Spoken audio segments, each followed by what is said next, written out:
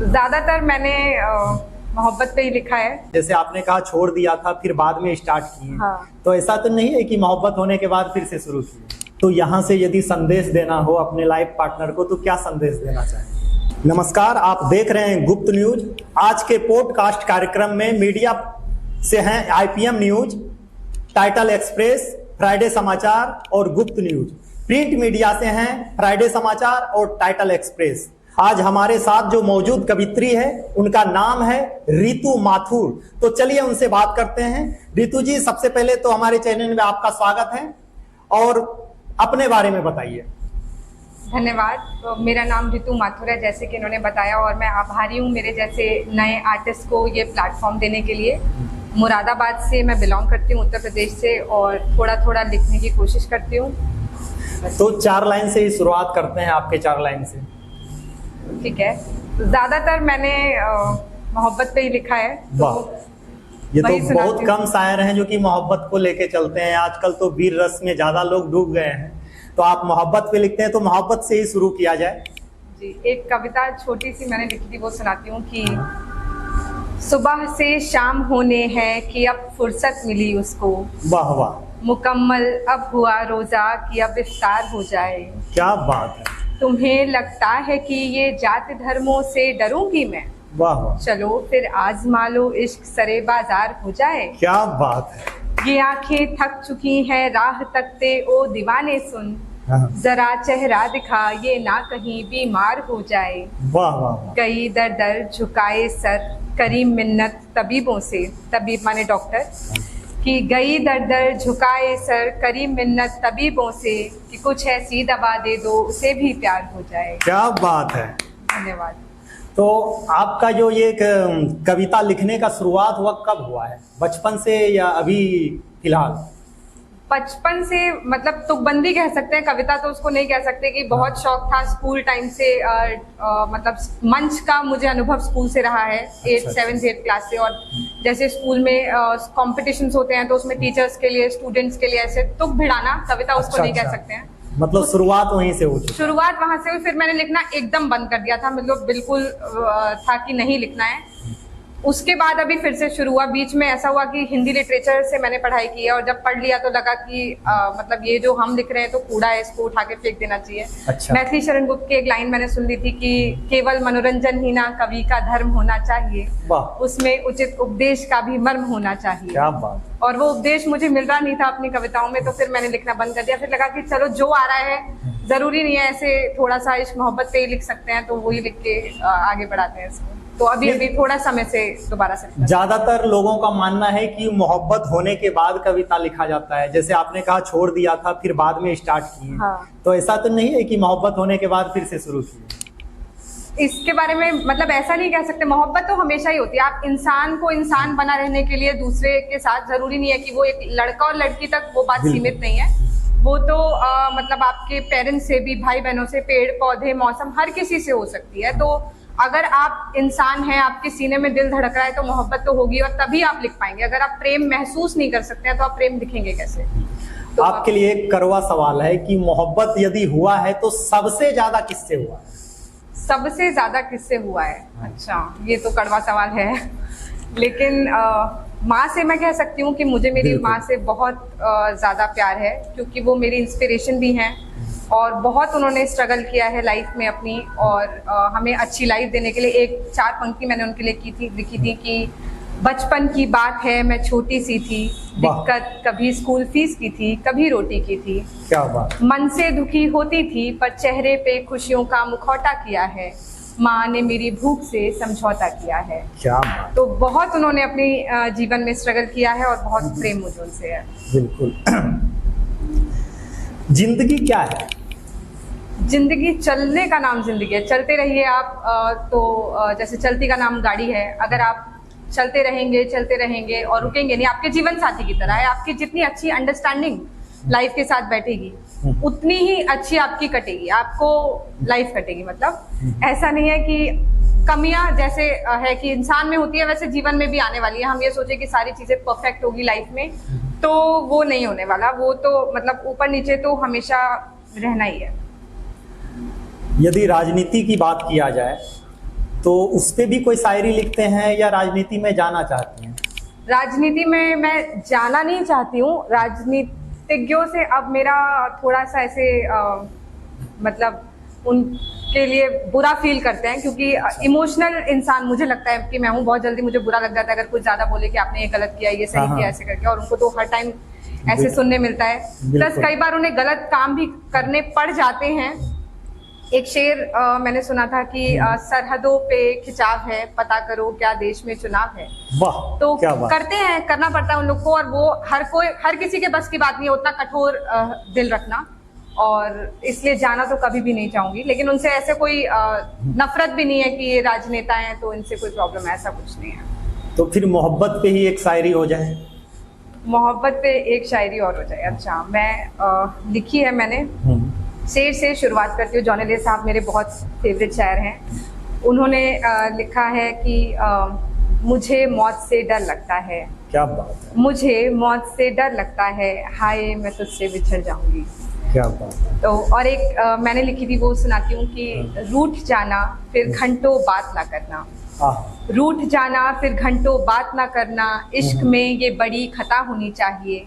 और मैं क्यों करूं उसे आई मिस यू का मैसेज, मेरा दिल उदास है उसके बिना, ये बात उसे पता होनी चाहिए। ना बात कोई जुबां पे, ना राज कोई दिल में, सादगी इतनी भी सच्ची है क्या। ना बात कोई जुबां पे, ना राज कोई दिल में, सादगी इतनी भी सच्ची है क्या। और फिर धीरे धीरे नाराज होना ही छोड़ दिया तुमने, अब तुम ही बताओ नाराजगी इतनी भी अच्छी है क्या।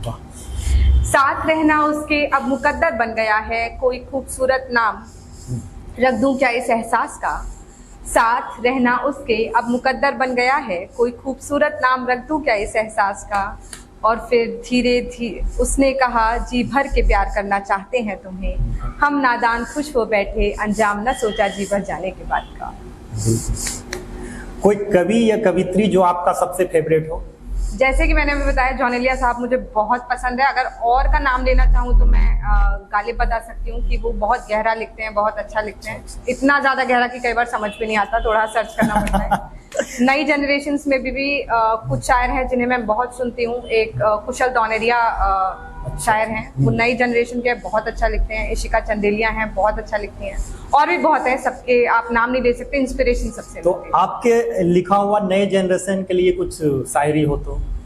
नई जनरेशन के लिए कुछ शायरी? हाँ। ऐसे हर जनरेशन में सेम है। अगर जिसको बहुत ज्यादा जब आप अटैचमेंट फील करते हैं तो वो आपकी कंडीशन सेम ही हो जाती है।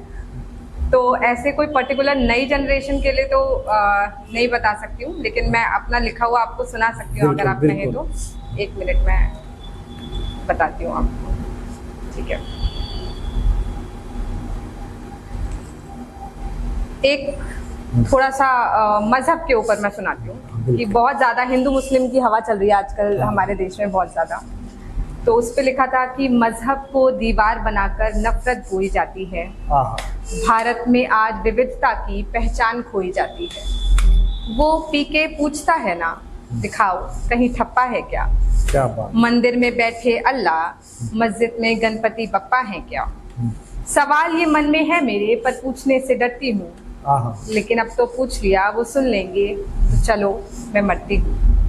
फरहान और राधिका का इश्क तो प्यादा है उनकी बिसात का, नेता खूब बेचेंगे इसे कह के कि ये मामला है लव जिहाद का। क्या बात है। पड़ेगा उन्हें बिछड़ना, रोना और सिसकना, सहम सहम के रहना, अपनी बात नहीं कह सकना।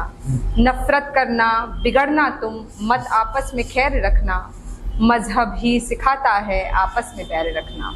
बिल्कुल।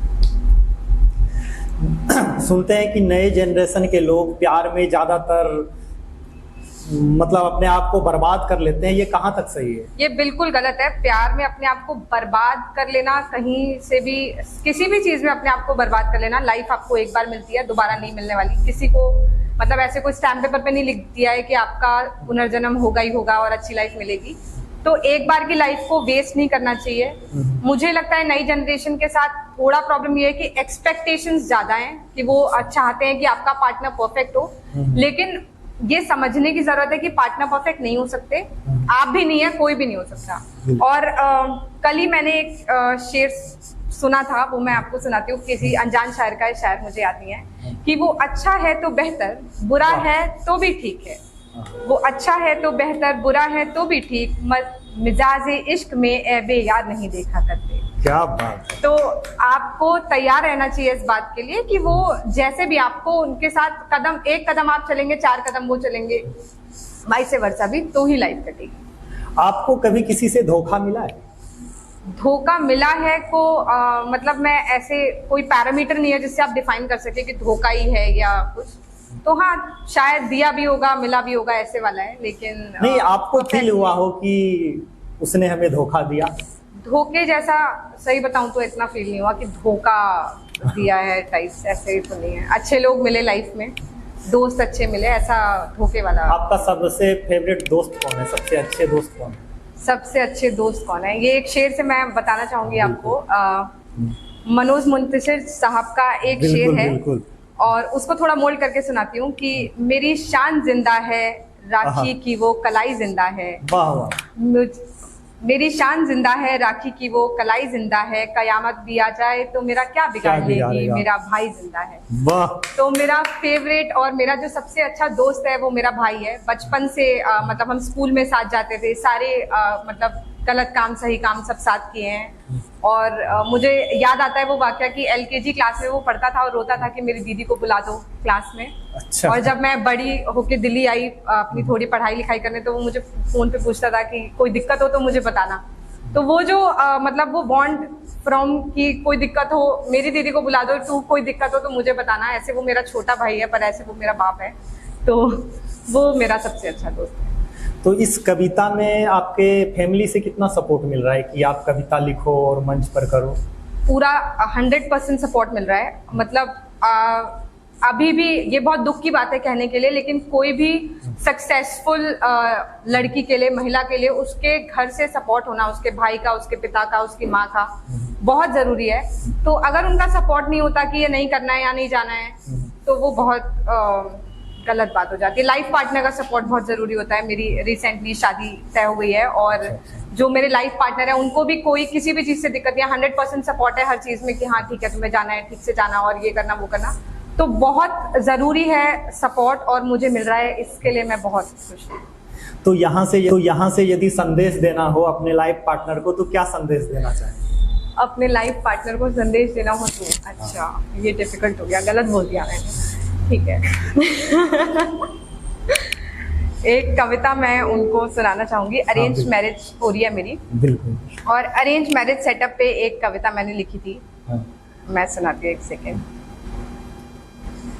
कि लोग सोचते हैं कि तय हो गई, अब तो खत्म बात, अब तो लड़का मिल गया, लड़की मिल गई, अब क्या हमें एफर्ट डालने हैं। तो उस पे लिखा है मैंने कि तुम उसे जीत तो लोगे पर खुद को हार पाओगे क्या? क्या बात है। जब कभी उदास होगी वो हाथों से अपने सजाओगे क्या? क्या बात है। इश्क में उसके डूबने की कोशिश तो करोगे ना, या ये 7 फेरों को ही शादी मान के रह जाओगे क्या? क्या बात है। जबरन हुए मिलन का होना बुरा अंजाम है, ये कोई छोटी बात नहीं है, ये तो महासंग्राम है। भावनाओं पर, इच्छाओं पर लग जाना पूर्ण विराम है, अगर वो दिल ना दे तुम्हें तो उसे छूना हराम है।